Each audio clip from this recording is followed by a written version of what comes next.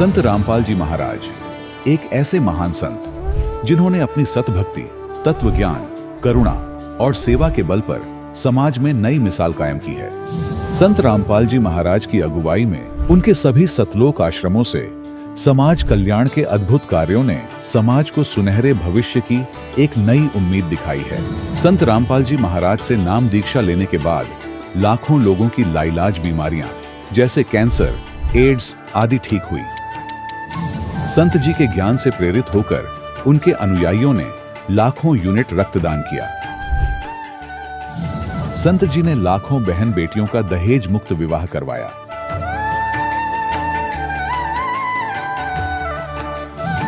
संत जी ने लाखों लोगों का नशा छुड़वाया, करोड़ों उजड़े परिवार बसे। संत जी के आश्रमों में समागम के दौरान निःशुल्क नेत्र चिकित्सा, दंत चिकित्सा प्रदान की जाती है। संत रामपाल जी महाराज द्वारा समय समय पर पर्यावरण संरक्षण के उद्देश्य से बड़े स्तर पर वृक्षारोपण किया जाता है।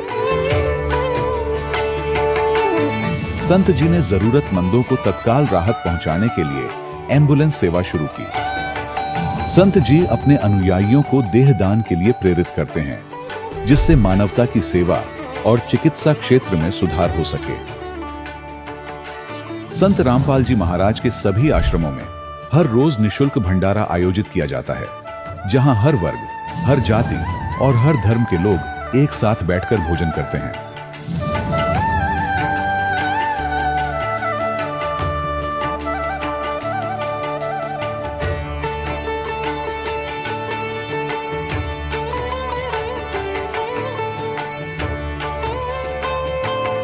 संत रामपाल जी महाराज के आश्रम में हजारों बुजुर्गों को सम्मान और प्यार के साथ जीवन जीने का अवसर मिलता है।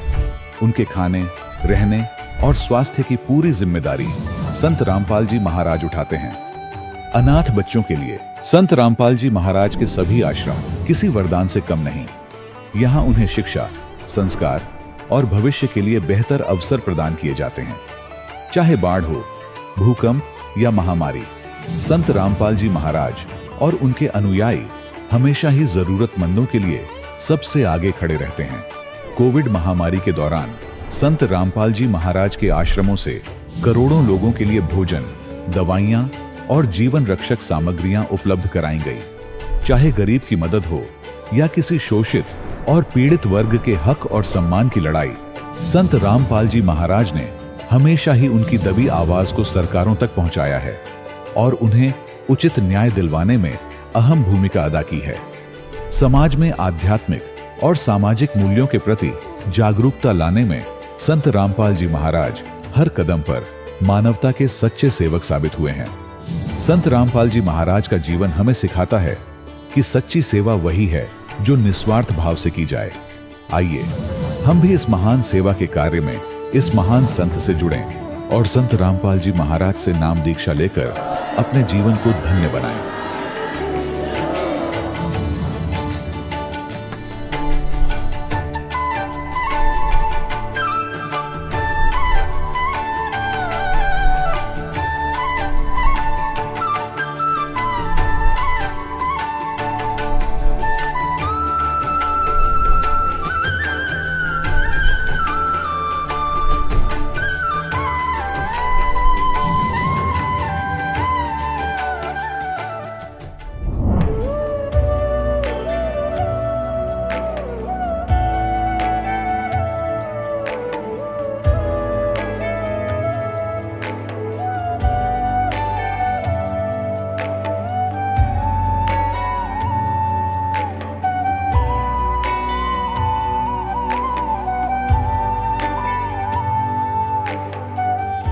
पवित्र श्रीमद् भागवत गीता, पवित्र चारों वेद, पवित्र कुरान शरीफ, पवित्र बाइबल, पवित्र गुरु ग्रंथ साहिब, पवित्र कबीर साहिब की वाणी में छुपे हुए गूढ़ रहस्य अर्थात तत्व को जानने के लिए कृपया अवश्य सुनिए जगत गुरु तत्वदर्शी संत रामपाल जी महाराज के मंगल प्रवचन। सत साहिब दर्शकों, अक्सर ऐसा होता है कि कोई व्यक्ति जब शारीरिक सुख और मानसिक शांति की तलाश में पूरे समर्पण से भक्ति करता है, और फिर भी जब उसके जीवन में बीमारियां और परेशानियां हर दिशा से उसे घेर लेती हैं, तब उसका निराश होना और धीरे धीरे तनाव का शिकार बन जाना एक स्वाभाविक मानवीय प्रतिक्रिया बन जाती है। दर्शकों, कुछ ऐसी ही कहानी थी मुंबई की रहने वाली शीतल परमार जी की। शीतल जी ने अपने जीवन में अनेकों प्रकार की परंपरागत भक्ति साधनाएं अपनाई, लेकिन इसके बावजूद भी इन्हें किसी प्रकार की न तो मानसिक शांति मिली और न ही शारीरिक सुख प्राप्त हुए। इन्होंने जय गुरुदेव पंथ का भी दरवाजा खटखटाया, लेकिन अफसोस इन्हें वहां से भी निराशा ही हाथ लगी। लेकिन दर्शकों, आज शीतल जी का कहना है कि जब से मैंने संत रामपाल जी महाराज की शरण ग्रहण की है, तब से मेरा अंधकार से भरा जीवन पूर्ण रूप से उजाले में बदल गया है। आज मैं और मेरा परिवार न केवल शारीरिक रूप से स्वस्थ हैं, बल्कि हमें आत्मिक शांति की भी अनुभूति हो रही है। दर्शकों, आखिर शीतल परमार जी ऐसा क्यों कह रही हैं? आखिर संत रामपाल जी महाराज ने इन्हें ऐसी कौन सी जड़ी बूटी दे दी जिससे इनकी परेशानियां और बीमारियां छू मंत्र हो गईं? आखिर क्यों आज शीतल जी जैसे लाखों श्रद्धालु अन्य संतों को छोड़कर संत रामपाल जी महाराज की शरण में आ रहे हैं? आखिर क्या है इसके पीछे की सच्चाई? आइए सुनते हैं शीतल परमार जी की पूरी कहानी, उन्हीं की जुबानी। बहन जी नमस्कार। नमस्कार सर। जी क्या नाम है आपका? मेरा नाम शीतल परमार है। शीतल जी कहाँ से आए हैं आप? मैं नाला सोपारा मुंबई से आई हूँ सर। संत रामपाल जी महाराज से नाम दीक्षा कब लिया आपने? संत रामपाल जी महाराज से नाम दीक्षा 2012 20 फरवरी को ली। संत रामपाल जी महाराज से नाम दीक्षा क्यों लिया आपने? संत रामपाल जी महाराज से नाम दीक्षा लेने का मूल कारण कुछ नहीं था सर। हमारे घर सब परिवार वाले जय गुरुदेव की भक्ति करते थे। मतलब 12-13 साल से हमने जय गुरुदेव की भक्ति की है। और फिर हमारे फर्स्ट बार हमारे ससुर जी जो हैं वो गए थे, वो लेके गए थे, दादाराम भगत जी हमारे गाँव से हैं, वो लेके गए थे उनको। तो फिर हमारे पूरे परिवार वाले, पूरे घर वाले सब हंसने लगे उन पे कि ये क्या कर रहे हैं, 12-13 साल भक्ति करने के बाद अभी कहाँ जा रहे हैं। हम लोग सब उनको देख देख के हंसने लगे। तो हमारे ससुर जी ने सोचा कि ऐसे तो काम बनेगा नहीं, ये रंग बहुत अच्छा चढ़ा हुआ है उनको जय गुरुदेव का, तो ये मानने वाले हैं नहीं। तो उन्होंने सेकंड टाइम जब वो आश्रम गए तो वो चिप लेके आए, वहाँ से मेमोरी कार्ड लेके आए भरा हुआ। तो ससुर जी ने लाके वो रेडियो में लगा के फिर उन्होंने लाउड स्पीकर पे हम सारे घर वालों को सुनाना चाहा। लेकिन वो परमात्मा की वाणी थी, गुरुवाणी थी, वो दिल छू जाती है। तो हमने मतलब हमको अच्छी लगने लगी वो वाणी। तो हम लोग पानी भरने जाते थे, वहाँ पे बाजू में थे, तो पानी भरने पे जो 15 मिनट लगता था पानी भरने में, वो हम वहाँ जाके 1-1 घंटा लगाते थे कि वो क्या कहना चाहते हैं। गुरुजी की वाणी बहुत अच्छी लगती थी हमें। सुनते इतना अच्छा लगा कि 10-15 दिन बाद मैंने सुनी वो वाणी। तो फिर हमारे देवर जो है वो इंजीनियर है, कंप्यूटर इंजीनियर, वो जो आए वहाँ से क्लासेस करके, तो मैंने बोला प्रकाश जी एक काम करो, ये जो बासा लेके आए हैं गुरुवाणी, ये आप मेरे मोबाइल में ट्रांसफ़र कर दो या फिर कैसे भी करके मेरे मोबाइल में छोड़ दो आप, ताकि मैं उसको लगा के सुनूं। मैं एम्ब्रॉयडरी का काम करती थी, तो वहाँ पे एम्ब्रॉयडरी का काम करते करते मैं अपने कान में लगा दिया करती थी सर। तो वो सुनते सुनते मतलब 1 महीना बीता, 2 महीना बीता, मतलब इतना ज्ञान हो चुका है मुझे। मतलब फिर भी मतलब ये होता है ना, रंग चढ़ा हुआ है। तो 3 महीना मैंने कंटिन्यू वो ज्ञान सुना गुरुजी का। 3 महीना ज्ञान सुनने के बाद इतनी दृढ़ता आई मेरे में कि मैं संत से रामपाल जी महाराज से नाम दीक्षा लेना चाहती हूँ। तो मेरे ससुर जी बोले बेटा अब तो चल, मेरा तो सतनाम भी मिल चुका है, अब तो चल। तो मेरा ठीक है। हमारे घर वाले सब जुड़ चुके थे संत रामपाल जी महाराज से। लास्ट मैं बची, सबसे बड़ी मैं हूँ। मैं इतनी दृढ़ता थी कि मैं तो मेरे गुरु नहीं बदलना चाहिए। गुरु बदलो और खसम बदलो एक बात है, तो मुझे गुरु नहीं बदलना चाहिए। मतलब ये धारणा फिट हो चुकी थी मेरे अंदर। तो मैंने सोचा कि नहीं, मुझे गुरु नहीं बदलना था। कि इतना ज्ञान सुनने के बाद, परमात्मा की इतनी अच्छी वाणी सुनने के बाद मैंने रहा नहीं गया। मैंने मेरे ससुर जी से बोला, मेरे पति मेरे हस्बैंड से भी बोला कि आप भी चलो। तो बोले कि ठीक है, आप बहुत होशियार हो, आपने सब ज्ञान सुना, मुझे तो टाइम है नहीं ज्ञान सुनने का, फिर भी मैं सुनता हूँ कारखाने में जो लगता है, आज बहुत अच्छी है उनकी वाणी, सब अच्छी है, चलो आप बोलना चाहते, चलो देख के तो आए। तो हम लोग वहाँ पे गए, सतलोक आश्रम, संत रामपाल जी महाराज से गए, दंडवत किया वहाँ पे। रात को पहुँचे थे हम लोग, सुबह दर्शन के लिए लाइन लगाई। तो मैं बोली कि मुझे नाम लेना है, फिर उन्होंने मुझे नाम दिया, और वो दिन और आज का दिन हम भक्ति कर रहे हैं पूरा परिवार वाले। अच्छा, आप एक बात बताइए कि संत रामपाल जी महाराज से नाम दीक्षा लेने से पहले आप जय गुरुदेव की भक्ति करते थे, आपका उनमें दृढ़ विश्वास था, आप 12-13 साल से लगभग जुड़े हुए थे। ठोस कारण क्या थे संत रामपाल जी महाराज से जुड़ने के लिए कि आपने संत रामपाल जी महाराज का ज्ञान सुना? आपको कौन सी वो बातें सबसे ज़्यादा अट्रैक्टिव लगी कि आपको लगा कि हाँ, संत रामपाल जी महाराज जी सही हैं? जय गुरुदेव की भक्ति पूर्ण नहीं है। हाँ जी, जय गुरुदेव से जुड़े थे, वहाँ पे 5 नाम देते थे। ज्योति निरंजन, निरंकार, ओम, सोम, सतनाम, ये सब नाम देते थे।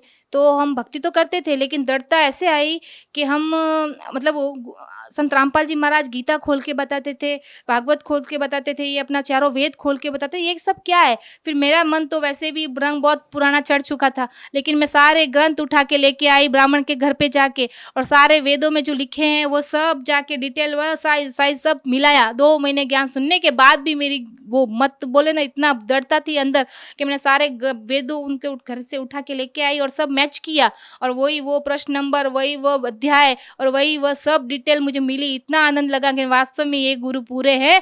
मैं तो इतने साल गवा चुकी हूँ, लेकिन अब मैं नहीं गवाऊंगी। बहन जी, हम आपसे एक बात और जानना चाहेंगे कि संत रामपाल जी महाराज से जो भी नाम दीक्षा लेता है उनको कोई ना कोई लाभ जरूर होता है। किसी को शारीरिक, मानसिक और आध्यात्मिक लाभ होते हैं तो किसी को आर्थिक लाभ होते हैं। यदि आपसे पूछा जाए कि संत रामपाल जी महाराज से नाम दीक्षा लेने के बाद आपको क्या लाभ हुए, तो आप क्या बताना चाहेंगे? सर, मुझे सबसे बड़ा और सबसे ये लाभ हुआ कि मेरे बच्चे का जो तकलीफ था, इतना रोती थी ना मैं, सब जगह जा जा के हॉस्पिटलों में, मंदिर में, सब जगह जय गुरुदेव की भक्ति करने के बाद भी हम मंदिर जाते थे। क्यों जाना पड़ता था? कि हमारे घर में इतनी तकलीफें थी, वो सब ठीक नहीं हो रही थी, इसलिए हमें मंदिर जाना पड़ता था। मंदिर जाके भी मैं यही प्रार्थना लगाती थी, हे प्रभु ये ठीक कर देना मेरे बच्चे की बीमारी। और फिर उसके बाद मेरे गोड़ों में भी दर्द, ये रात रात भर साधना करके कैसे रात बीत जाती थी पता ही नहीं चलता था। पूरी रात हम लोग सुमिरन करते थे, ऐसे मुंह पे ओढ़ के, कब नींद आ जाए और कब सुमिरन। हम लोग पूरी रात बैठ के, पूरे सुबह भी वो बैठे बैठे ही हो जाती थी। इतना मैं ध्यान में वो साधना करते करते मेरे घोड़े भी खराब हो चुके थे। आज मैं 34 साल की हूँ, लेकिन मेरे घुटनों में डॉक्टर ने बता रखा है कि घोड़ों में गैप हो चुका है। तो अभी 34 साल की उम्र में घोड़ों में गैप होना, मतलब समझ में नहीं आता ये क्या तकलीफ हो सकती है। लेकिन डॉक्टर ने सारी रिपोर्ट निकालने के बाद डॉक्टर फाइनली बोले कि आपका तो ऑपरेशन होगा। लेकिन मैं संत रामपाल जी के महाराज के पास गई और मैंने बोला, गुरुजी डॉक्टर ने ये बताया है कि आपका ऑपरेशन करना है। गुरुजी मेरे छोटे छोटे बच्चे हैं, मुझे ऑपरेशन नहीं करना है। मैं इतना रोई गुरुजी के सामने कि गुरुजी ने मतलब मेरा सर पकड़ के बोला, बेटा इसका जरूरत नहीं पड़ेगा, बेटा ठीक हो जाओगे आप ऐसे ही। और वो दिन और आज का दिन दया है मालिक की और सब कुछ। आप भगत समाज को क्या संदेश देना चाहते हैं? भगत समाज को संदेश देने के लायक तो है नहीं ये दासी, लेकिन परमात्मा रोज चैनल पे आके सत्संग करते हैं और इतना अच्छा मैसेज देते हैं। सब चैनल पे सत्संग देखो, गुरुजी का इतना अच्छा मैसेज देते हैं, आपको पता चल जाएगा कि हम माया के पीछे नहीं दौड़ना है। हमें इस लोक में कितना तो रहना है, हमें इस लोक में हमें तो भक्ति करके सतलोक जाना है। सतलोक जाके वहाँ पे हमारे घर बने हुए हैं, वहीं रहना है हमें इस माया के पीछे नहीं दौड़ना है। मैं तो यही मैसेज दूंगी इस मुंबई नगरी से और सारे विश्व से। आओ संत रामपाल जी महाराज से अपना कल्याण कराओ। जी बहुत बहुत धन्यवाद। सच्चाई। दर्शकों, अभी आपने सुने संत रामपाल जी महाराज से दीक्षा प्राप्त करके सुखी हुए भक्त के अनुभव। अब देखिए जगत गुरु तत्वदर्शी संत रामपाल जी महाराज के मंगल प्रवचन। अपने आत्माओं, हमने भगवान की पहचान होगी क्योंकि परमेश्वर ने हमें पहले शिक्षा दी, अक्षर ज्ञान दिया। अभी तक तो ये ब्राह्मण लोग हमने अंडोला बना रहे थे हमारा, इन आप भी पता नहीं था हमारे गुरुओं ने कि सदग्रंथ क्या बताते हैं। और इस भगवान कृष्ण और विष्णु को भगवान बताएंगे, जबकि इनकी जीवनी में लिखा है, ये इनका पिता काल कहता है कि तुम भगवान नहीं हो, तुमने अपने आप को भगवान मान लिया। तो अब आपको प्रमाण देते हैं थोड़ा सा। एक तो ऋग्वेद मंडल नंबर 9 सूक्त नंबर 1 मंत्र नंबर 9 में प्रमाण है कि परमात्मा जब शिशु रूप धार के प्रकट होता है, सतलोक से चलकर आता है, कुछ समय संसार में रहकर एक जनसाधारण की जैसी क्रियाएं करता है, एक जनसाधारण जैसे कर्म करके अपना निर्वाह करके एक उदाहरण पेश करता है। तो उस समय जब वो शिशु रूप धारण करके प्रकट होता है, उसकी परवरिश की लीला कुंवारी गायों के द्वारा होती है। अपनात्मा वेद परमात्मा का इतिहास है, परमात्मा का विधान है, और भगवान क्या करता है, कैसा है, कहाँ रहता है, कैसे मिलता है, ये उन सदग्रंथों में वर्णित है जिनको हम एक बहुत ही प्रमाणित ग्रंथ मानते हैं। और उन्हीं में जो प्रमाण मिल जाता है तो एक बुद्धिमान व्यक्ति आसानी से जान लेता है कि परमात्मा कौन है। इसलिए इस शिक्षा से हम इन सदग्रंथों को स्वयं देखने जोगे हो गए, समझने जोगे हो गए, और अब समझ के भगवान को हम प्राप्त कर लेंगे। पहले आपको दिखाते हैं कबीर सागर में 600 वर्ष पहले आदरणीय धर्मदास साहिब जी ने परमात्मा की लीला को लिपिबद्ध किया था। उनके द्वारा बोली गई वाणी, उनके द्वारा की गई लीलाएं, जैसे भाई बाले वाली जन्म साखी में आदरणीय नानक साहिब जी के जो लीलाएं थी वो बालाजी ने लिखी। बालाजी और मर्दाना जी उनके साथ रहते थे तो वो प्रमाणित है। ऐसे ही आदरणीय धर्मदास साहिब जी ने परमात्मा कबीर जी की लीला लिखी, उनसे सुनी और आंखों देखी। उसका नाम कबीर सागर है, ये देखिएगा। यह है कबीर सागर।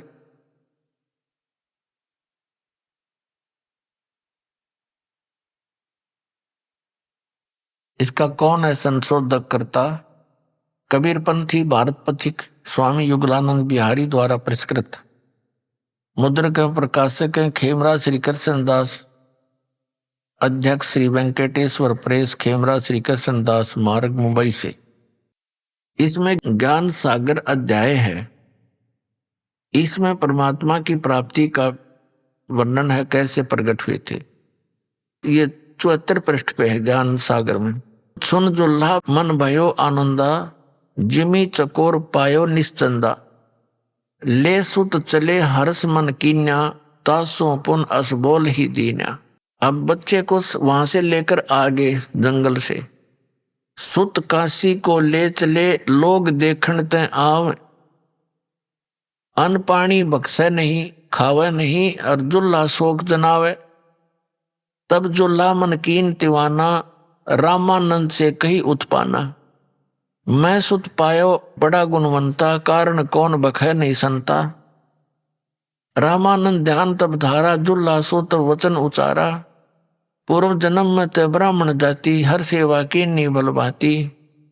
कुछ तुम सेवा हर की चूकाता, तो भयो जुल्हा का रूपा। प्रीति प्रभु गए तोर लीना, ताते उद्यान में सुत तो है दीना।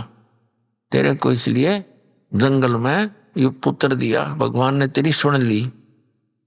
अच्छा, क्या कहता है नीरू? नीरू क्या कहता है? हे प्रभु जस की नो तस पायो, आरत हो तो दर्शन आयो। संकट में मैं तेरे पास आया हूं, सो कहिए उपाय गुसाई, बालक अक्सुदावत वंत कुछ खाई। मेरा बालक भूखा है, कुछ खावे ऐसा यतन बताओ।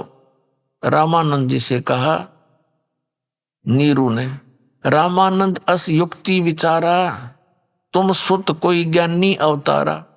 बचिया जाही बैल नहीं लागा, सोले ठाड करते ही आगा। एक बचिया लिया जिसको बैल ने कभी टच ना करी हो, जाके संग बैल नहीं लागा। पहले क्लियर हो गया सब एक बात, यानी कंवारी गाय। देखो, दूध चले ते थन ते, दूध ही दरो छिपाई, अक्सुदावंत जब होवे ताके देव खवाई। अब चल जुल्हा एक बछिया ले आया, चलो दूत कोई मरम न पावा, चलो दूत जुल्हा हरसाना, राख छिपाई का हो नहीं जाना। अपना तुम ये जो कबीर सागर है,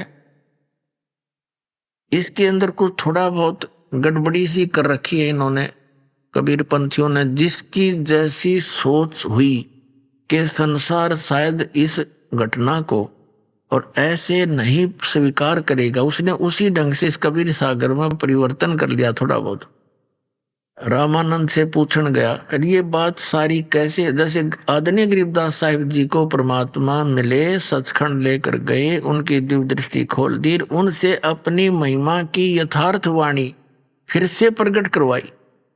और ये कबीर सागर में प्रमाण है कि बर्म पंथ का जो प्रवर्तक होगा गरीबदास, उसके द्वारा मेरी महिमा की वाणी पुनः प्रकट होगी। ये पहले ही बोला था। अब गरीबदास जी ने क्या लिखा है वो दिखाते हैं। दूध न पीवे न अनभ कह, नहीं पलने झूलंत, अदर अमान ध्यान में वो कमल कला फूलनते। शिव उतरे शिवपुरी से अवगत बदन विनोद, मैं के कमल खुशी बहे लिया ईश को गोदे। गरीबदास साहिब जी कह रहे हैं कि शिव उतरे शिवपुरी तय, शिवलोक से आए शंकर भगवान। शिव उतरे शिवपुरी तय, शिवलोक से चलकर आए वो शंकर भगवान और वहां प्रकट हुए साधु रूप में। अवगत बदन विनोद और मैके कमल खुशी बहे, जब लिया ईश को गोद। उस परमात्मा को छोटे बालक रूप में गोदी में ले लिया। नजर नजर से मिल गई किया ईश परिणाम, जन्मो मन धन पूर्णा धन का सीनी काम। 7 बार चर्चा करी वो बोले बालक बहन, शिव को कर मस्तक रक्षा ल्या मोमन एक दैन। कहते हैं नवजात यानी 25 दिन के बालक ने रूप में परमात्मा ने साधु रूप में खड़े शंकर भगवान से कहते हैं 7 बार चर्चा करी उन नीरू नीमा के सामने। तो नीरू और नीमा ये सोच रहे थे कि ये लड़का जो बोल रहा है हमारा, ये भी बाबा जी की रजा ही है, ये बड़ा करामात वाला है। और कहते समर्थ अपनी महिमा की भूख नहीं रखता, वो तो समर्थ है, उसने जरूरत ही नहीं अपनी महिमा कहने और कवाने की। और ये महिमा भी शंकर भगवान को दे दी तो उस बच्चिया पर हाथ रखती है, वह दूध देगी। एक तो परमात्मा ने ऊंचा था कि आस्था बनी रहे भगवान की मेरे बच्चों में,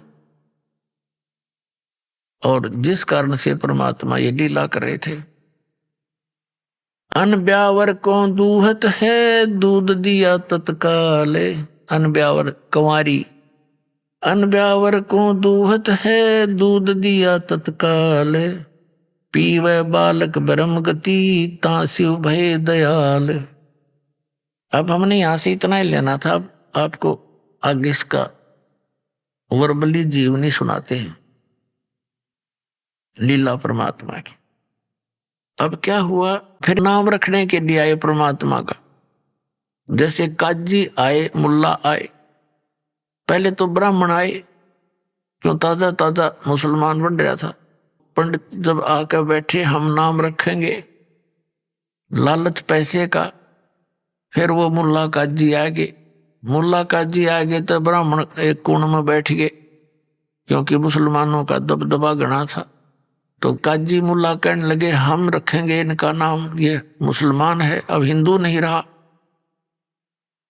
तो वो वही बैठे रहे ब्राह्मण, चल 2 रुपया हम नहीं मिलेंगे, इनने मिलेंगे। तो उन काजी ने क्या किया, ये क्या करते हैं, कुरान शरीफ को खोलते हैं ऐसे, और जो भी प्रथम अक्षर निकलता है प्रथम पंक्ति में, उसके ऊपर उस बच्चे का नाम रखते हैं। तो उस पंक्ति में पहला मंत्र कबीर आ गया, कबीर। और कबीर का अर्थ करते हैं ये बड़ा, और ओरिजिनल कबीर वहां था वो जुलाहे के घर में। तो उन्होंने आपस में फुसर किया कि इस जुलाहे के लड़के का नाम और इतना अच्छा कैसे कबीर रखेंगे। तो उन्होंने मन में दोष करके दोबारा फिर से कुरान शरीफ खोला, उन दोनों पृष्ठों पर कबीर कबीर कबीरन कबीरन कबीरन कबीरन वो सारा लिखा पाया। उनने फिर और उलट पुलट कर देखी, दूसरी जगह खोला, पूरा कबीर कबीर, यानी पूरी कुरान शरीफ में टोटल अक्षर ओनली कबीर कबीर रह गया, बाकी वो लेख उस बुक में नहीं रहे। और परमात्मा बोले काजी मेरा नाम कबीर ही होगा।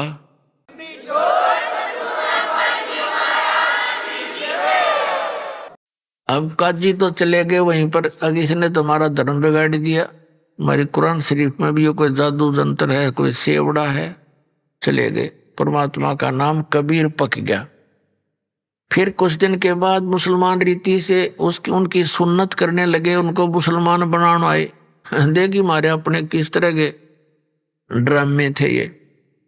हिंदू कैसे बनते हैं, हिंदू बनते, एक जनेऊ दिया जाता है और एक चोटा रखा जाता है यहाँ पर, तो वो हिंदू है।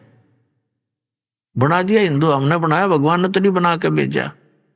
और फिर मुसलमान कैसे बनते हैं कि लड़के की इंद्री की खाल काट देते आगे से, मुसलमान बना दिया।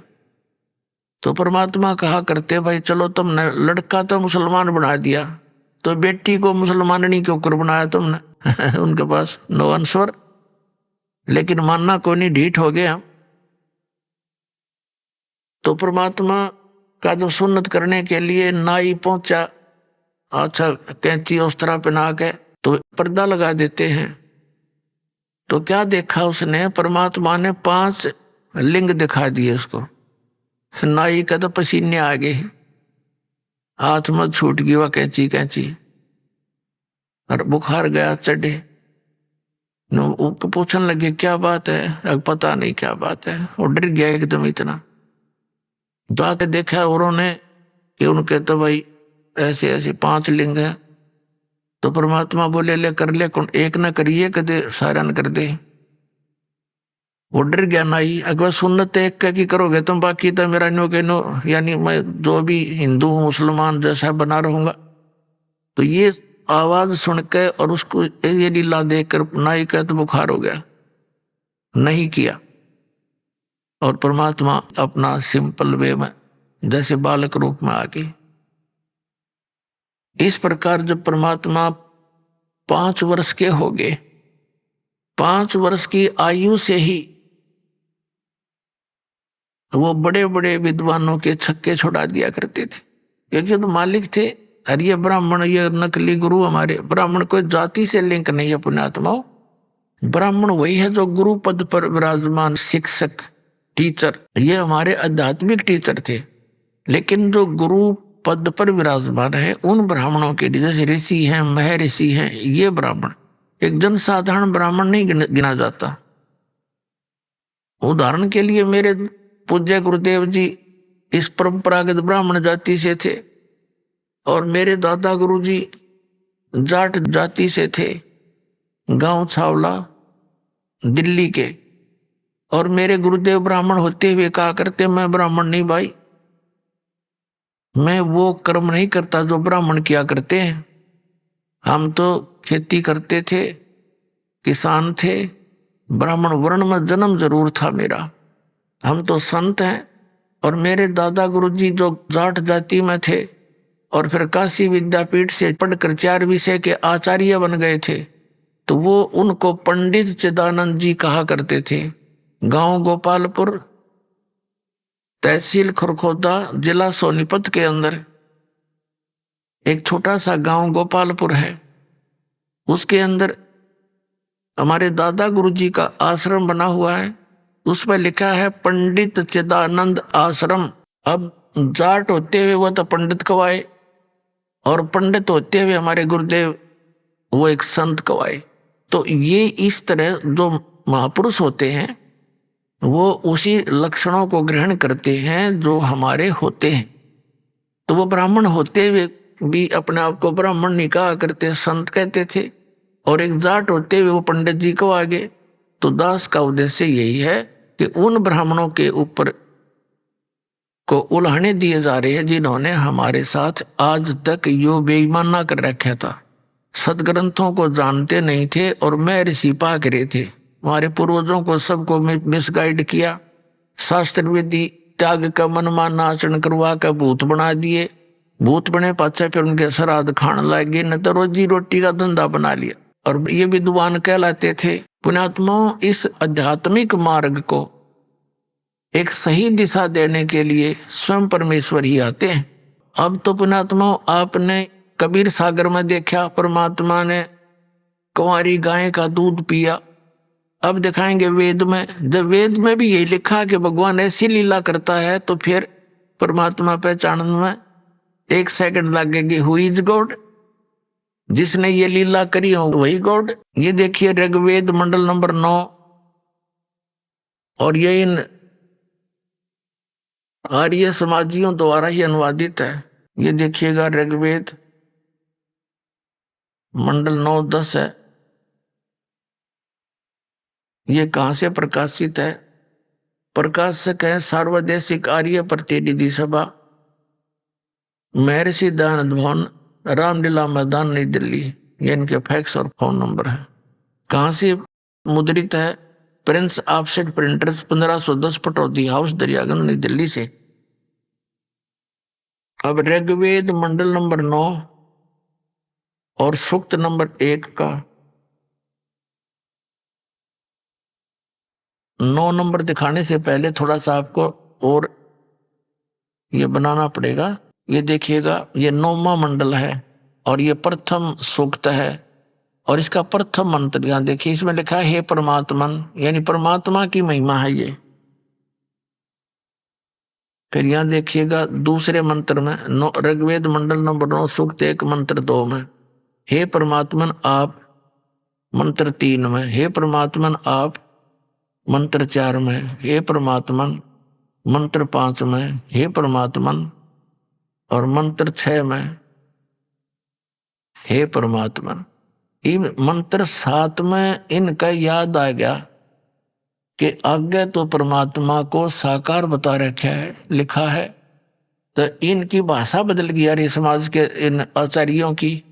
इन्होंने बात को उलझाना शुरू कर दिया। पहले तो परमात्मा हे परमात्मा, परमात्मा की महिमा सुना रहे हैं और वहां लिखना शुरू कर दिया उस पुरुष को कि कोई न्यू ना सोचेगा ये तो किसी व्यक्ति के बारे में बोल रखा होगा, भगवान के विषय में नहीं। जबकि अब आपको दिखाते हैं दानंद के द्वारा अनुवादित यजुर्वेद में पुरुष माने पूर्ण परमात्मा। ये देखिएगा यजुर्वेद, ये महर्षि दानंद द्वारा अनुवादित है। ये देखिएगा, प्रकाशक है सार्वदेशिक आर्य प्रतिनिधि सभा, 2/5, महर्षि दयानंद भवन, रामलीला मैदान, नई दिल्ली। महर्षि दयानंद सरस्वती द्वारा ये अनुवादित है और मुद्रक है Prince offset printers, 1510 Pataudi house, Daryaganj, नई दिल्ली से। अब देखना,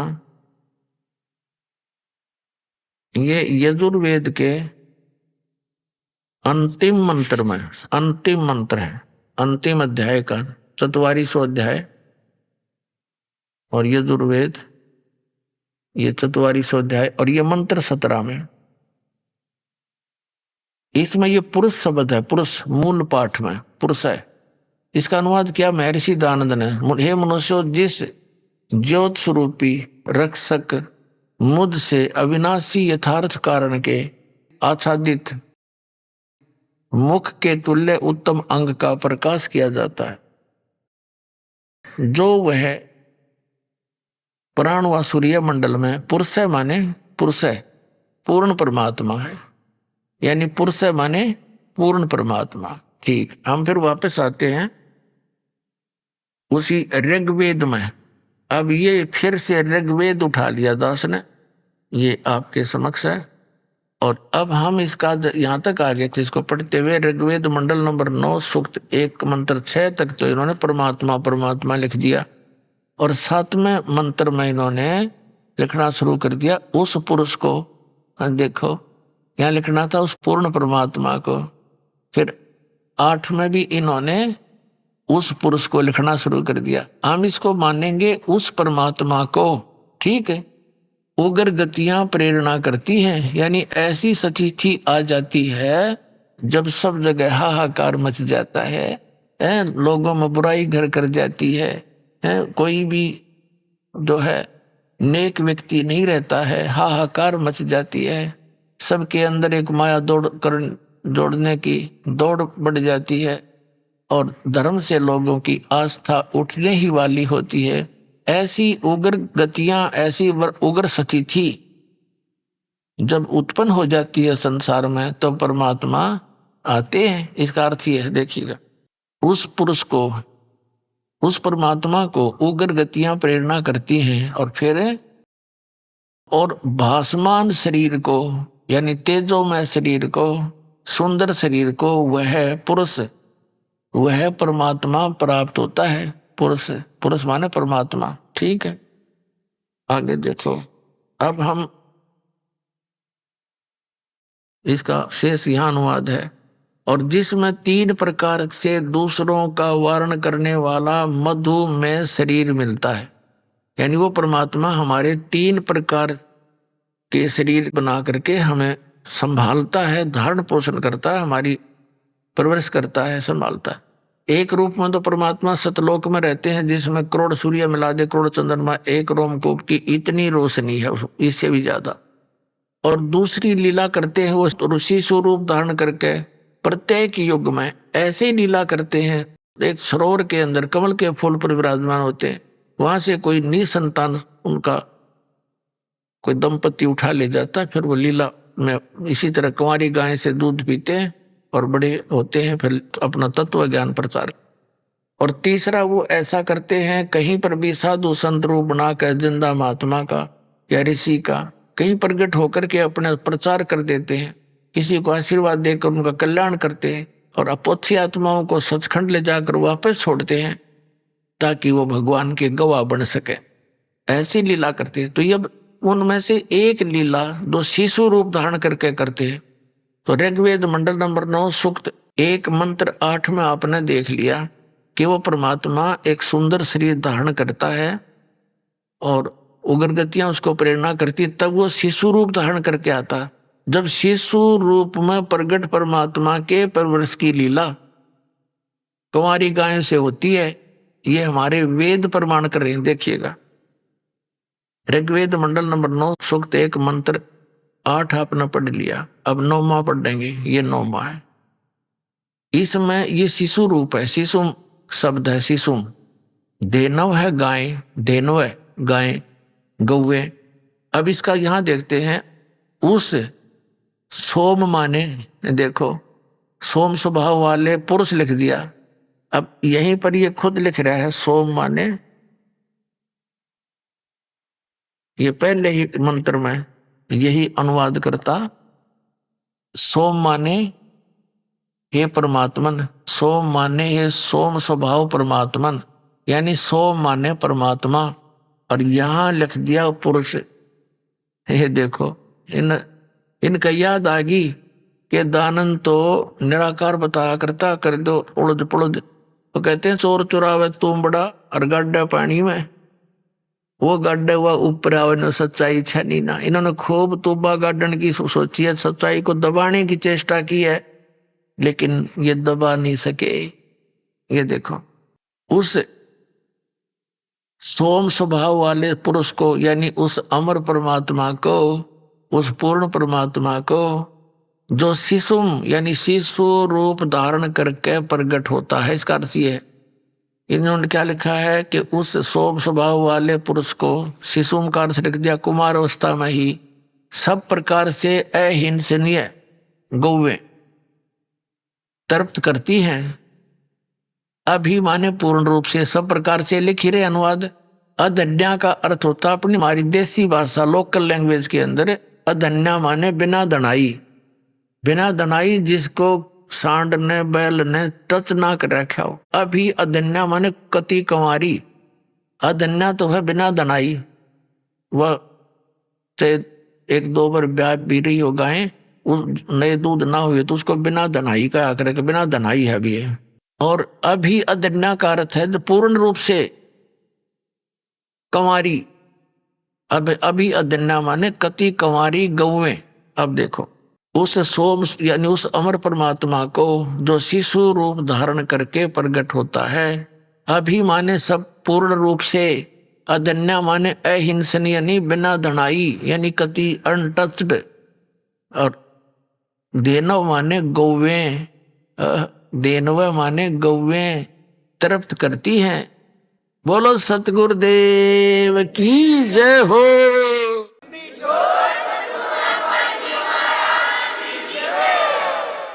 अब परमात्मा कहते हैं कि कह कबीर मिटाऊं सब रासा, कर मेरी पहचान, मन ने की कर ले 2 दिन का मेहमान।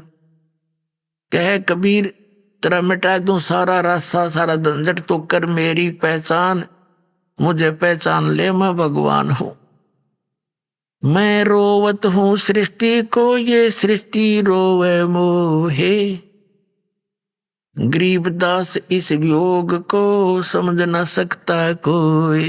कबीर साहब कहा करते कि मैं तन्नू रोऊं मेरे बच्चे, तुम मुझे पहचान लो, मैं तुम्हारा पिता हूं, मैं तुम्हारा भगवान हूं, तुम्हें सुख दूंगा, मेरी बात मान लो या भक्ति कर लो।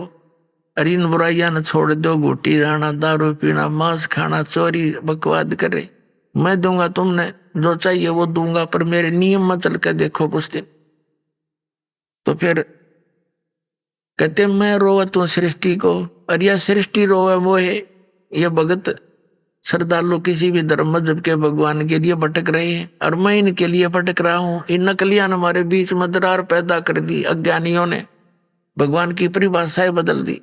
जब हमारे चारों वेद और परमात्मा की महिमा सुना रहे हैं और हम इनको एथेंटिक मानते हैं, इनमें जो लिखा फाइनल है परमात्मा की महिमा, और या कौन सी दवाइयां की किताब है, वेद कोई औषधि की बुक नहीं, इसमें जो लिखा है परमात्मा के लिए लिखा है। और परमात्मा कैसी लीला करता है इसमें वर्णित है, और किसने ऐसी लीला की है, he is God, he is God, वही परमात्मा। तो ये लीला उस कबीर परमात्मा ने की जिसको दानक कहा करते, और परमात्मा कहा करते कि मैं मात पिता मेरे ना ही ना मेरे गरदासी, और मैं जुलाहे का सुत आन कहाया, हर जगत करे मेरी आसी। मैं तो अजर अमर अविनाशी, मैं तो पूर्ण परमात्मा हूं। अब आपको आगे थोड़ा सा आधे घंटे के सत्संग में सारा निर्णय मिलेगा।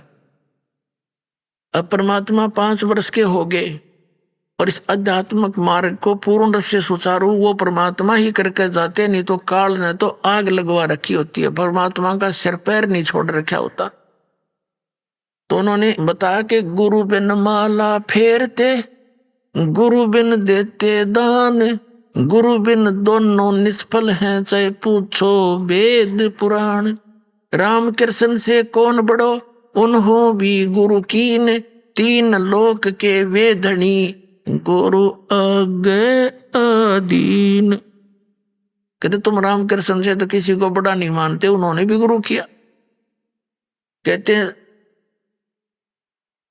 सब जग राम रटत है, और जान मुक्ति को धाम, और श्री राम ने वशिष्ठ जी गुरु बनाए, उनको दिया ओम नाम। कबीर साहब कहा करते तुम श्री रामचंद्र जी पुत्र श्री दशरथ, इसको तुम मोक्ष देने वाला दाता मान के तुम श्री राम की पूजा करते हो, और इस श्री राम ने वशिष्ठ ऋषि जी को गुरु बनाया था, और उस वशिष्ठ ऋषि जी ने उसको ओम मंत्र जाप करने को दिया था।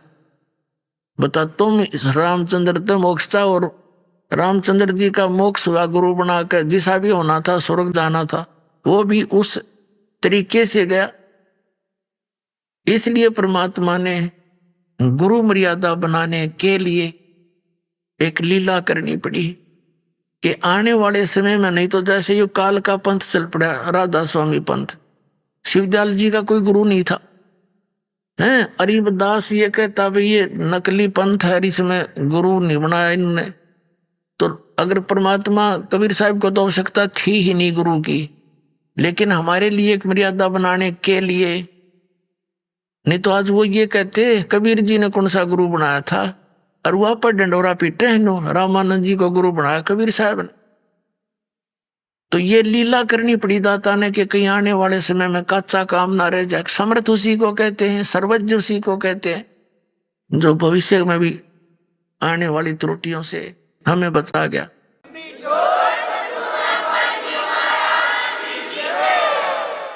अपने आत्मा अब क्या किया मालिक ने कि लीला करी। जो 5 वर्ष के हो गए, एक दिन एक गंगा नदी के ऊपर घाट बना हुआ था स्नान करने के लिए, और वहां पर ये महर्षि एक स्वामी रामानंद जी थे। उस समय कबीर परमेश्वर जी 5 वर्ष का लीला करते हुए शरीर था उनका, तो उस समय 104 वर्ष के थे स्वामी रामानंद जी महर्षि, और वो बड़े बोलबाला था उनका। सब ये मानते थे कि महर्षि रामानंद जी जो हैं वेदों गीता पुराणों के मर्मज्ञ ज्ञाता हैं और उन्होंने 1400 ऋषि बना रखे थे, प्रचारक, उपदेशक। उनमें से एक अष्टानंद ऋषि था जो परमात्मा को आते हुए उसने देखा था सतलोक से, एक प्रकाश पुंजम रूप में, फिर बालक रूप दिखाई दिया था। वो भी उसी रामानंद ऋषि के शिष्य थे और 1400 ऋषि बना रखे थे, प्रचारक, जगह जगह जाकर प्रचार करते थे। इतने विद्वान, इतना बोलबाला स्वामी रामानंद जी का था। रामानंद जी सुबह सुबह स्नान करने के लिए उस गंगा घाट पर जाते थे ब्रह्म मुहूर्त में। अभी आपने सुने संत रामपाल जी महाराज के मंगल प्रवचन। आइए अब सुनते हैं संत रामपाल जी महाराज से नाम दीक्षा लेकर सतभक्ति करके अद्भुत लाभ प्राप्त करने वाले अनुयायी के विचार।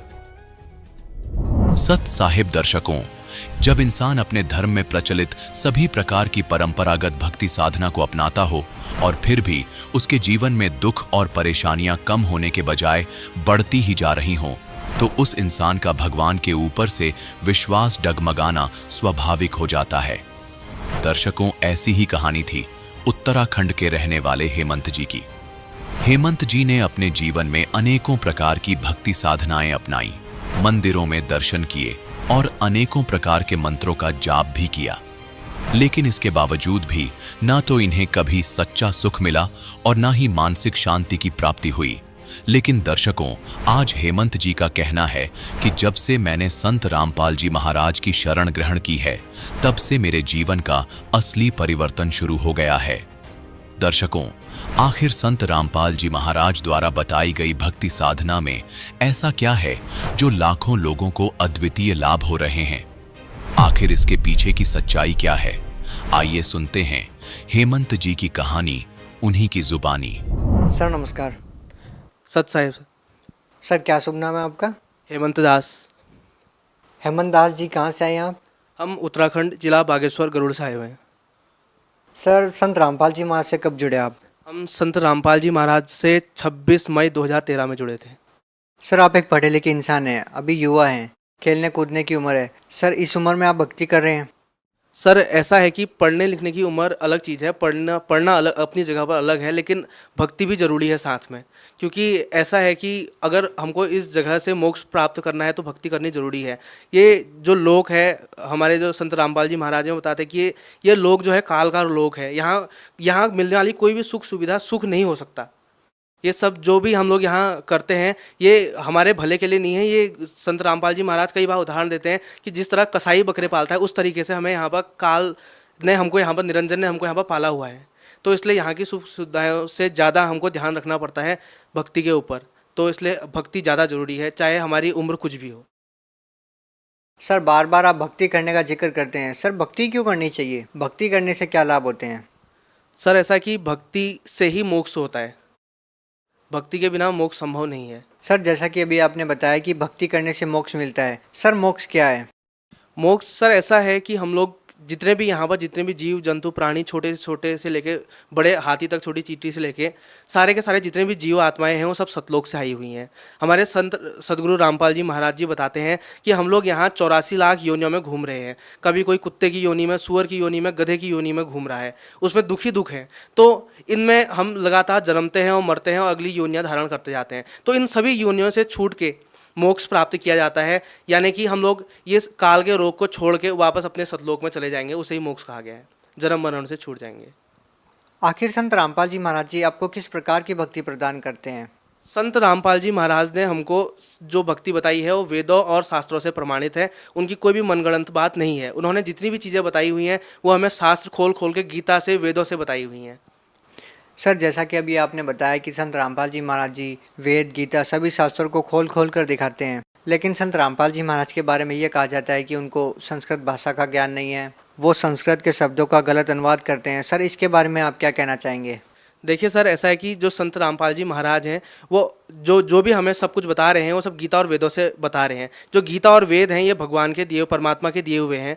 और इनमें जो बात लिखी हुई है वो गलत नहीं हो सकती। आज सारा का सारा जो समाज है वो पढ़ा लिखा है और वो खुद अपनी आंखों से उन चीज़ को पढ़ सकता है, और टीवी में संत रामपाल जी महाराज उन्हें हर एक श्लोक और अध्याय को लेते हुए दिखा रहे हैं। सर, संत रामपाल जी महाराज के बारे में ये भी कहा जाता है कि वो अन्य संतों की निंदा करते रहते हैं। सर, इसके बारे में आप क्या कहना चाहेंगे?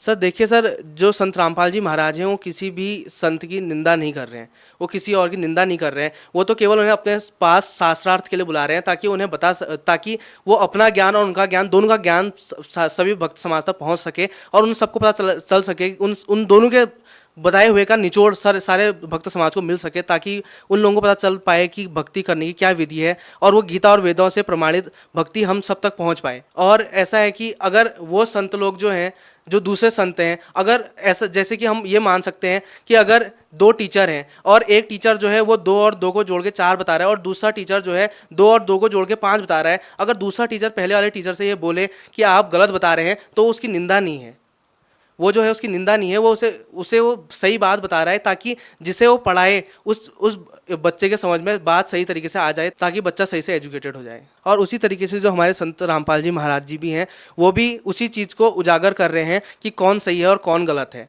और वही हमारे भक्त समाज तक उन बातों को पहुंचा रहे हैं ताकि हर भक्त को ये समझ में आ जाए कि उनके गीता, वेद और पुराणों में क्या लिखा हुआ है, बाइबल में क्या लिखा हुआ है, गुरु ग्रंथ साहिब में क्या लिखा हुआ है, और वो उसका अध्ययन कर सके खुद अपनी आंखों से, क्योंकि आज पूरा हमारा जो मानव समाज है वो पढ़ा लिखा है, एजुकेटेड है। सर, संत रामपाल जी महाराज जी किस धर्म को श्रेष्ठ मानते हैं? देखिए सर, संत रामपाल जी महाराज कहते हैं कि जीव हमारी जाति है, मानव धर्म हमारा, और हिंदू मुस्लिम सिख ईसाई धर्म नहीं कोई न्यारा। हमारा धर्म जो है वो सभी, जितने भी संसार में जितने भी लोग, जितने भी प्राणी हैं, एक छोटी चींटी से लेकर हाथी तक सारे परमात्मा के बच्चे हैं। और वो संत रामपाल जी महाराज कहते हैं कि हमारा जो धर्म है, अभी जिस योनि में हम अभी, हमारा धर्म जो है मानव धर्म है। सर, जो भी संत रामपाल जी महाराज से नाम दीक्षा लेता है उनको कोई ना कोई लाभ जरूर होता है। सर, आपको क्या लाभ मिले? देखिए सर, जब मैंने संत रामपाल जी महाराज से दीक्षा ली तो मुझे कई सारे लाभ मिले। जैसे कि जब मैंने नाम नहीं लिया था उस समय मेरी क्या हालत थी कि मेरी जो तबीयत थी वो बहुत ज़्यादा ख़राब रहा करती थी। मुझे अर्थराइटिस भी थी, मेरे हार्ट में भी छेद था, और साथ ही साथ मैं अन्य देवी देवताओं की बहुत भक्ति भी करता था, लेकिन तब भी मुझे कोई लाभ नहीं मिलता था। मैं किताब खोल के पढ़ने के लिए बैठता था लेकिन मेरे समझ में कुछ नहीं आता था। मैं कई बार पढ़ने की कोशिश करता था लेकिन मेरे समझ में कभी कुछ नहीं आ पाया। जब मैंने संत रामपाल जी महाराज से नाम दीक्षा ली और उसके बाद में मुझे क्या होता था कि अगर मैं कभी दवाई खाना भूल जाता था, पहले जब मैं कभी दवाई खाना भूल जाता था तो 1 या 2 दिन अगर मैं दवाई खाना भूल गया तो मुझे बहुत तकलीफ होने लग जाती थी, मेरे हाथ पैर दर्द करते थे, जैसा अर्थराइटिस की बीमारी में होता ही है। लेकिन जब मैंने संत रामपाल जी महाराज जी से नाम लिया तो उसके बाद क्या हुआ कि कुछ समय के बाद धीरे धीरे मैं दवाई खाना भूल गया अचानक, और करीब 1 हफ्ता हो गया और मुझे याद नहीं रही कि दवाई ख़त्म हो चुकी है, अब कि मैंने दवाई नहीं खाई है। लेकिन अब कैसा था कि जो वो दवाई का पत्ता आता है उसमें टोटल 12 दवाइयाँ होती थी, 12 गोलियाँ होती थी, और 1 दिन की 2 टाइम खानी होती थी वो दवाइयाँ। तो 1 हफ्ते में वो दवाई खत्म हो जानी चाहिए थी। तो एक दिन मेरे पिताजी ने पूछा, क्या वो जो तू दवाइयाँ हैं वो नहीं खा रहा है, तू तो दोबारा लाया ही नहीं? तो मैंने कहा मेरे को याद ही नहीं है। मैंने कहा मुझे तो याद ही नहीं है कि मैंने दवाई खाई नहीं है। तो उसके बाद में जब मैंने दोबारा टेस्ट कराया तो ये पता चला कि मुझ में बीमारी ही नहीं बची, अब मेरी बीमारी गायब हो गई। और ये जो सब कुछ हुआ ये संत रामपाल जी महाराज की दया थी। इसके साथ साथ एक बार क्या हुआ कि मैं संत रामपाल जी महाराज से उपदेश लेने के बाद एक दिन मुझे रात को ही स्कूल के लिए रास्ता लगना पड़ता था, क्योंकि मेरा जो विद्यालय था बहुत ज़्यादा दूर था। तो मैं रास्ता लगा था स्कूल के लिए, साथ में मेरे पिताजी भी थे, हम 2 जने साथ में विद्यालय की तरफ जा रहे थे। तो यहाँ से मुझे थोड़ा 3 किलोमीटर दूर है यहाँ से गरुड़, वहाँ तक पैदल जाना पड़ता था। तो क्या हुआ कि मैं पैदल जा रहा था और अचानक सामने से एक ट्रक आ गया। वो जो ट्रक था अंधेरे का समय था, उसने एक हेडलाइट ऑन की थी और एक हेडलाइट ऑफ कर रखी थी। वो सामने से आया और उसने मेरी छाती पर टक्कर मार दी। मैंने ध्यान नहीं दिया और ना मेरे पिताजी को पता चल पाया। जब आवाज़ आई तो मेरे पिताजी ने पीछे देखा तो देखा कि वहाँ मैं नहीं था। उसी समय की बात है, कुछ ही सेकंडों की, और ट्रक आगे निकल गया। जब मेरे पिताजी ने नीचे देखा तो नीचे नदी किस्म की थी एक छोटी सी, तो वहाँ देखा कि मैं वहाँ गिरा हुआ था और मेरे सिर के नीचे पर एक पत्थर भी था। तो मेरे पिताजी नीचे आए और उन्होंने कहा कि बेटा उठ, हम लोग आरती करते हुए जा रहे थे, आरती करनी है, उठ करके कहा। तो मैं अचानक खड़ा हो गया, मैं उठ गया और उसके बाद में साथ साथ आरती करते हुए हम चले गए। तो अब मेरे साथ हुआ क्या कि मेरे चोट जो लगी थी वो छाती और चेहरे पर लगी थी। धीरे धीरे वो चोट उतरनी शुरू हुई, मेरे हाथों पर आई, उसके बाद उतरते उतरते वो मेरी एक उंगली पर आके टिक गई। पूरी की पूरी जो दर्द थी वो एक उंगली पर आके टिक गई। और उस समय जब मैंने घर आके ये बात पापा को बताई तो पापा ने कहा बेटा ये तो होता ही है, ये तो सही बात है, क्योंकि संत रामपाल जी महाराज जी कहते हैं कि सदगुरु शरण में आने से आई टले बलाए, और जो मस्तक में सूली हो कांटे में टल जाए। और वही मेरे साथ भी हुआ। कुछ ही देर बाद जब हम लोगों ने आरती की, रात की संध्या आरती की, और उसके बाद में अचानक मेरे अंगुलियों की दर्द गायब भी हो गई और मैं पूरी तरह से सही हो गया। इसके अलावा भी कई लाभ हुए, जैसे कि मैं पढ़ाई में पहले बहुत कमज़ोर था। मैं पेपर देते समय जो भी मैं पढ़ के जाता था सब भूल जाया करता था, और अचानक मैं कई बार पेपरों में बैठा और मैं पढ़ के भी नहीं गया था, उसके बावजूद भी मेरे काफ़ी अच्छा नंबर आए हैं। एक बार हमें वहाँ आश्रम में जाना था और मेरे पेपर था उस दिन, तो अब मुझे वो पेपर छोड़ना पड़ रहा था, जाना ज़रूरी था। तो मैंने पिताजी से कहा कि कोई बात नहीं, वो पेपर अपने आप रहता है, हम चले जाते हैं। हमारे स्कूल में क्या होता है कि अगर किसी का पेपर छूट जाए तो उसका दोबारा पेपर नहीं होता। तो हम लोग वहाँ चले गए, और जब वापस आए तो मुझे ये पता लगा कि जो वो पेपर हुआ था उसमें जो सर ने पेपर बनाया था उसमें कई सारे प्रश्न गलत दे दिए थे। तो उनको सर को वो पेपर दोबारा कंडक्ट कराना पड़ गया, जिसके बाद में मेरा वो पेपर बहुत अच्छा चला गया। ये भी एक बहुत बड़ा लाभ था संत रामपाल जी महाराज की दया से। सर, संत रामपाल जी महाराज के बारे में और क्या बताएंगे आप हमारे दर्शकों को?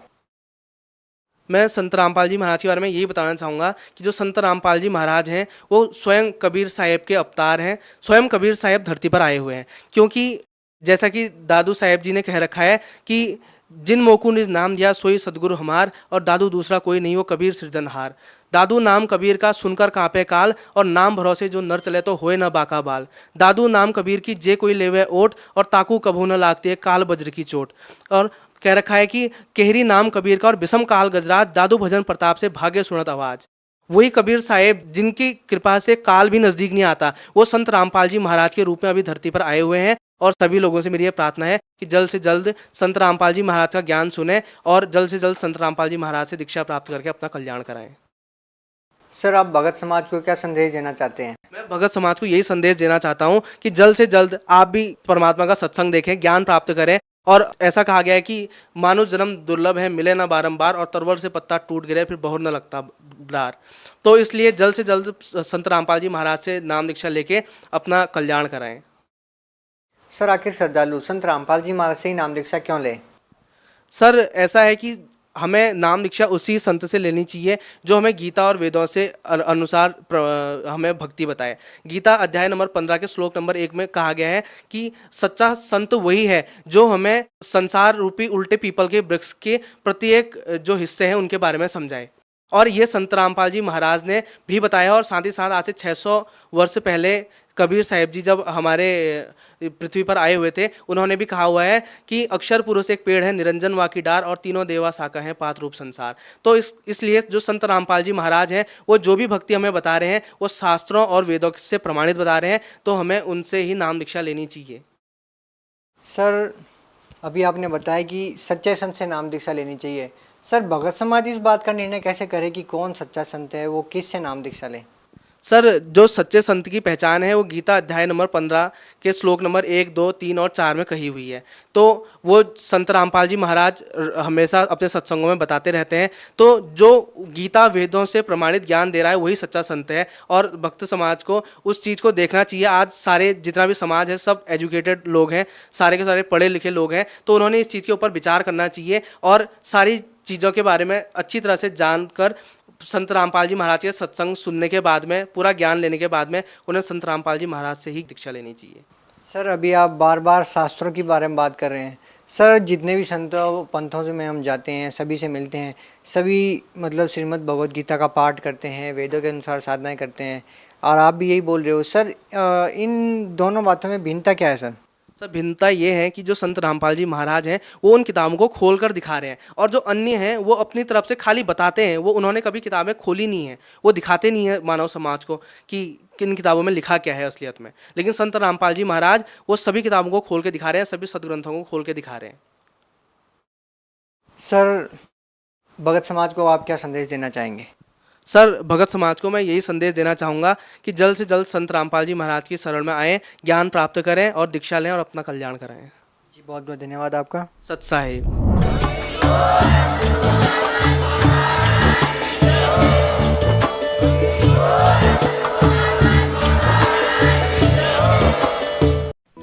आप सुन रहे थे जगत गुरु तत्वदर्शी संत रामपाल जी महाराज के मंगल प्रवचन। अधिक जानकारी के लिए संपर्क करें।